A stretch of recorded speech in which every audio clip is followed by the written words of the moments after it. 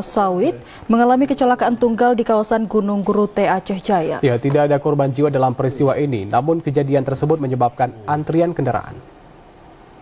Truk bermuatan CPO mengalami kecelakaan lalu lintas di kawasan Pegunungan Gerute, Kecamatan Jaya, Aceh Jaya.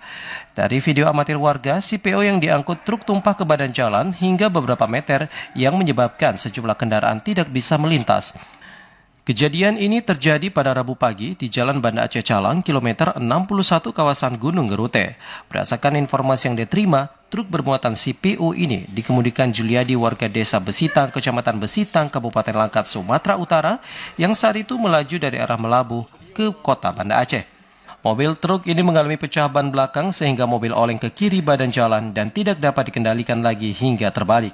Kapolres Aceh Jaya AKBP Andi Sumarta mengatakan untuk memastikan arus lalu lintas tetap normal, pihak Satlantas Polres Aceh Jaya bersama tim pemadam kebakaran dari Pos Jaya melakukan pembersihan CPO dengan menyemprot jalan menggunakan mobil pemadam kebakaran.